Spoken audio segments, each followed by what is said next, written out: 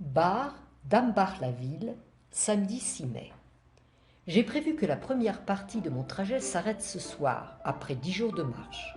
Je devrais donc rejoindre une gare en fin d'après-midi ou bien faire de l'autostop, mais ces perspectives ne me préoccupent nullement.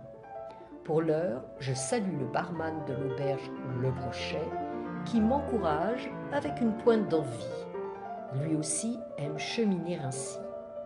Quelle extraordinaire richesse de nos villages français aux architectures si diverses. Comme nous sommes loin ici, dans les ruelles de Bar, de celles de la Drôme ou de celles du Tarn-et-Garonne.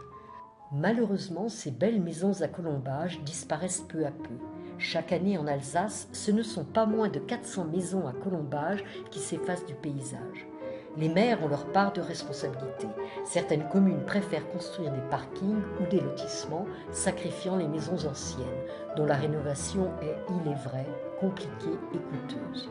Quittant Bar, je me dirige vers Mittelbergheim, considéré comme un des 100 plus beaux villages de France, à travers le vignoble bien ensoleillé des grands crus du Zotzenberg qui poussent sur un sol de marne et de calcaire, résistant bien à la sécheresse car retenant l'humidité, idéal pour les cépages comme le Riesling, le Gewürztraminer, le Pinot gris qui ne se distingue du Pinot noir que par la couleur de ses baies, et le Sylvaner, traditionnel ici, et seul Sylvaner classé grand cru en Alsace. J'apprends que pour les vendanges tardives, on sélectionne les grains nobles, ceux qui sont attaqués par le Botrytis cinerea, ou pourriture noble, un champignon qui consomme en partie l'eau des baies, entraînant une forte concentration en sucre, ce qui va donner un vin très riche et très moelleux. Je poursuis ma route à travers les vignes jusqu'au beau village d'Andlau, lui aussi typique des villages alsaciens, puis je quitte le GR5 pour franchir une colline, redescendre, toujours à travers les vignes, sur Bernardvillers et rejoindre la chapelle de Baumgarten, reste d'une abbaye cistercienne du XIIe siècle, jadis occupée par les Bernardins et qui a donné son nom au village voisin. Ce couvent s'appelait aussi abbaye de Pomarium. Baumgarten est le nom allemand pour verger et Pomarium signifie verger à pommier.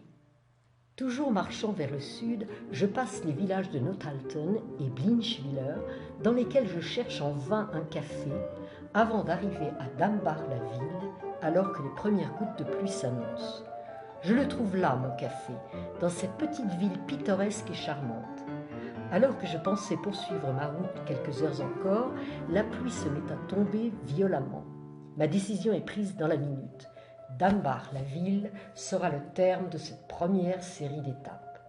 Je m'enquière de l'existence d'une gare où j'arrive à grands pas, mais néanmoins trempé jusqu'aux os. La chance me sourit. Un train passe dans un quart d'heure, juste le temps de prendre mes billets pour Strasbourg, puis Lyon sur Internet, grâce à l'application de mon téléphone. Car ici, pas de guichet dans cette petite gare condamnée, dont je dirais qu'elle ne possède pas un charme fou. Dernière vision plus lugubre que ravissante. Eh bien voilà, 10 jours de marche, 250 km parcourus. Je suis enchantée.